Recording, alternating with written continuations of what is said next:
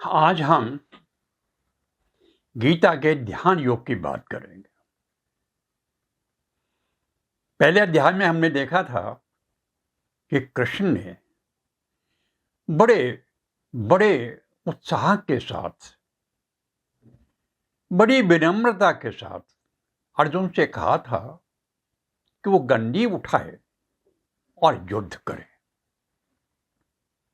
लेकिन अर्जुन हिला नहीं था, अर्जुन डोला नहीं था। अर्जुन निश्चित भाव से, असंप्रक्त भाव से बैठा ही रहा था।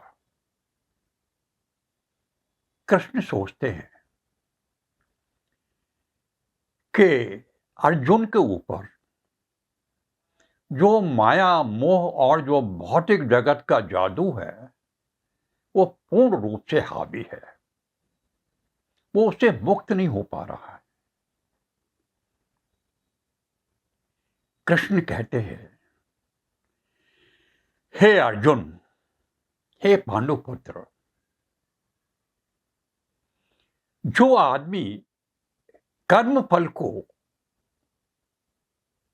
त्याग कर, जो आदमी कर्म फल को अलग करके उससे मुक्त होके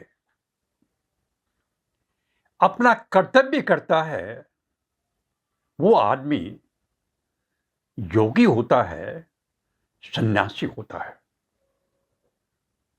और जो आदमी न तो यज्ञ करता है न कर्म करता है, वो आदमी कहलाने योग्य ही नहीं होता। और अर्जुन, मेरी राय है तुम योगी बनो, और योगी बनने के लिए तुम्हें छोटा सा एक काम करना पड़ेगा, और वो है इंद्रियों की इच्छा, जो इंद्रियों का भोग की इच्छाएं हैं, उनको त्याग करने का प्रयत्न करने के बाद तुम्हें योगी बनने का प्रयत्न करना पड़ेगा। प्रयत्न करने में मैंने पहले बताया था तुम्हें, उसमें अष्टांग योग है जो योगी बनने में तुम्हारी मदद करेगा। इसके अलावा योग की 3 क्रियाएं हैं, 3 श्रेणियां हैं: ज्ञान योग, ध्यान योग और भक्ति योग। तीनों को पार करने के बाद में आदमी पूर्ण योगी बन जाता है। और जब आदमी पूर्ण योगी बन जाता है तो उसे, जैसे मैंने कहा था, सूकर कुकर गाय में किसी में कोई अंतर नजर नहीं आता। कंकड़ पत्थर सोना उसके लिए एक समान होता है। मित्र शत्रु में वो भेद कर सकता है, समानता देख सकता है, वो योगी होता है। और योगी बनने के लिए आदमी को, मनुष्य को एकांत की आवश्यकता होती है। एकांत में जाकर अपने मन बुद्धि पर नियंत्रण करके वह परमात्मा में लीन होकर ध्यान करता है तो उसका मन संयत होता है और उसको सफलता मिलती है योगी बनने में। और अर्जुन, योगी बनने के लिए छोटी छोटी बातों का भी बड़ा ध्यान देना पड़ता है, जैसे कम खाना या ज्यादा खाना, कम सोना या ज्यादा सोना योगी के लिए हानिकारक है। योगी की दिनचर्या भी बड़ी संयत होनी चाहिए, संयमित होनी चाहिए, बैलेंस होनी चाहिए। उसके बगैर योग बिगड़ जाता है, ध्यान केंद्रित नहीं होता। छोटी छोटी बातों का भी बड़ा ध्यान रखना पड़ता है योगी को अपनी सफलता को प्राप्त करने में। और एक बार अगर आदमी योगी बन जाता है तो उसको जो ये व्यामोह सामने आ जाता है, ये जो हम अच्छे बुरे में भेद नहीं कर पाते, वो सब साफ साफ नजर आने लगता है। और अर्जुन, एक सीधी बात मैं तुम्हें बताता हूं, बहुत सीधी सी बात। अगर तुम किसी तरह अपने मन को अपना मित्र बना लो तो तुम्हारा उद्धार हुआ रखा है। ये जो मन है, ये आदमी का सबसे बड़ा मित्र है और आदमी का सबसे बड़ा शत्रु भी है। बड़ी विचित्र बात है। लगता बड़ा सामान्य है, मन छोटी सी बात लगता, लेकिन है बड़ा ही विचित्र खिलाड़ी है। ये मन आध्यात्मिक जगत में भी खेलता है और भौतिक जगत में भी खेलता है। जब ये मन भौतिक जगत में पारी खेल रहा होता है, तब आदमी का ये बेड़ा गर्क कर देता है। काम, क्रोध, मोह, लोभ के साथ मिलकर ऐसे ऐसे कर्म, कुकर्म और पाप कराता है आदमी से कि वो जन्म जन्मांतर तक उबर नहीं सकता। अपने पाप कर्मों का फल ही भोगता रहता है। आत्मा, बद्ध जीव इतना गिर जाता है कि वो उठ ही नहीं पाता। लेकिन यही मन जब भौतिक जगत में आ जाता है, मित्र बन जाता है, सारे कल्याणकारी काम कराता है, शुद्धि की ओर ले जाता है, शुभ काम कराता है और आदमी सारे पाप कर्मों से मुक्त हो जाता है। आत्मा के पास जाके मन बैठ जाता है तो वह ईश्वर में लीन हो जाता है। वही एक है। सबसे बड़ा काम यही है, किसी तरह से मन आत्मा के पास बैठे और आत्मा ईश्वर के साथ साकार में मिल जाए। यही लक्ष्य है, यही मुक्ति है। लेकिन ये सब काम होने के लिए, जैसे मैंने कहा अर्जुन, आपको योगी बनना पड़ेगा। तुम योगी बनो अर्जुन। अर्जुन बिगड़ गया, अर्जुन विचलित हो गया। अर्जुन बोला, हे केशव, आप जो ये कह रहे हैं योग, अभ्यास, मन, सत्व, ये सब अव्यावहारिक है। मैं इसे नहीं मानता, ये सच नहीं है। चंचल ही मना कृष्ण प्रमाथि बलभद्रणम। हे कृष्ण, ये मन इतना चंचल है, इतना बलवान है, इतना उच्छृंखल है, इतना कठोर है कि इसको बस में लाना तो वायु को बस में लाने से भी ज्यादा कठिन है। वे बस में आ ही नहीं सकता, इसको जीता ही नहीं जा सकता। मैं आपकी ये बात नहीं मानता।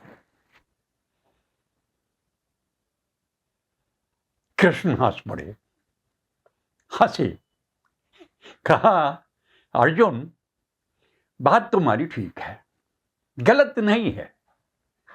मन है ही इतना कठोर, उच्छृंखल, चंचल कि उसको वश में करना आसान काम नहीं है। तभी योगियों की बात, तभी योग अभ्यास की बात हमने की थी कि ये आसान काम नहीं है। लेकिन मैं तुम्हें विश्वास दिलाता हूं अर्जुन कि अगर हम योगाभ्यास करें, और एक और इसकी दवा है, विरक्ति। अगर आप विरक्त भाव को पनपा दें, मन के प्रति इसको खड़ा कर दें, मन हार जाता है, वश में आ जाता है, आपके पास आके बैठ जाता है।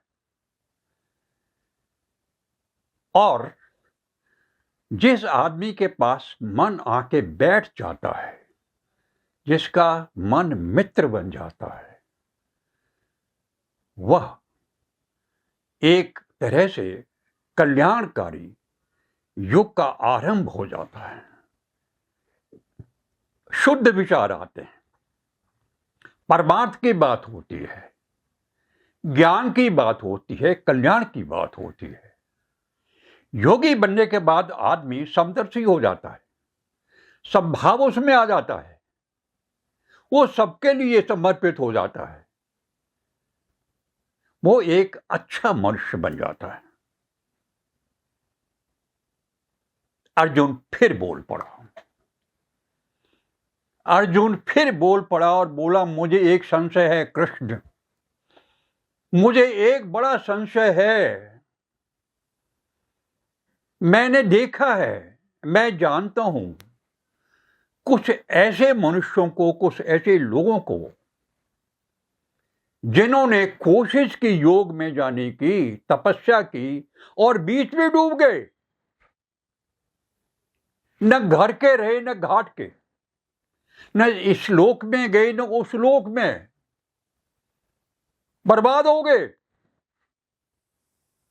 मेरा यह संशय है, आप इसे दूर करिए। केशव फिर मुस्कुराए, बोला, अर्जुन बात तो तुम ये भी ठीक कह रहे हो, लेकिन मित्र एक बात ध्यान में रखना, कभी भी बुराई से भलाई हारती नहीं है। आदमी दो अच्छे भी काम करता है, वो कभी विनष्ट नहीं होते, वो इस लोक में परलोक में जहां भी रहेगा, जब तक वो रहेगा उसके साथ रहते हैं। और हे महाबाहो, जब वो आदमी डूब जाता है तो वो पुण्य आत्मा के लोक में चला जाता है, वहां सुखपूर्वक रहता है, अपनी जो खोई हुई बातें हैं उन सबको वो बरकरार रखता है। और जब फिर वो लौटता है तो उसका जन्म या तो किसी विद्वान परिवार में होता है या किसी धनवान परिवार में होता है। वहां आकर वो योगी फिर से अपनी खोई हुई जो चीजें हैं उनको प्राप्त कर लेता है। वो फिर वहीं से शुरू करता है जहां वो डूबा था, और जन्म जन्मांतर के बाद वो मुक्ति तक पहुंच जाता है, क्योंकि वहां के आगे जो वो भी करता चला जाएगा वो सब उसमें शामिल होता चला जाएगा, नष्ट नहीं होगा। कभी कभी ऐसा भी होता है, कोई योगी अंत में आके डूब जाता है, उसकी साधना पूरी होने को होती है लेकिन डूब जाता है। उस योगी का जन्म पुनः किसी योगी परिवार में ही होता है, ताकि वो अपनी पूर्व जितनी भी निधि है उसको प्राप्त कर लेता है और अगली यात्रा वहां से ही शुरू करता है, और फिर निरंतर उसी पथ पे आगे बढ़ता हुआ मुक्ति को प्राप्त होता है, अपने लक्ष्य को प्राप्त कर लेता है, विनष्ट नहीं होता। उसका कोई किया काम अकारत नहीं जाता, अर्जुन जो का जो रहता है।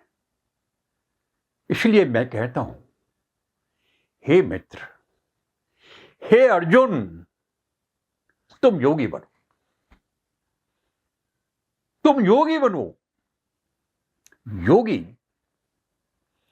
किसी भी तपस्वी से बड़ा होता है, योगी किसी भी ज्ञानी से श्रेष्ठ होता है।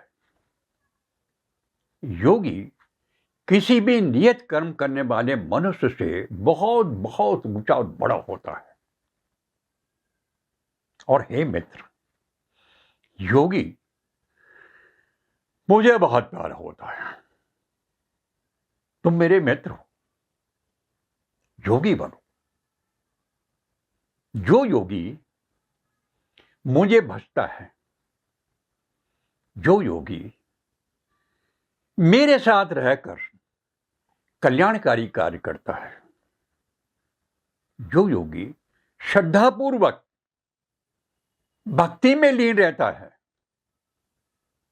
और जो योगी मेरी बहुरंगी दुनिया में मेरा सहयोग करता है, अर्जुन, वो मुझे बहुत प्रिय होता है। और हे मित्र, तुम योगी बनो, मेरे अंतरंग मित्र बनो, मेरे साथ आओ, ये मेरा मत है। हंस रहे थे कृष्ण। आज के लिए प्रणाम, इतना ही।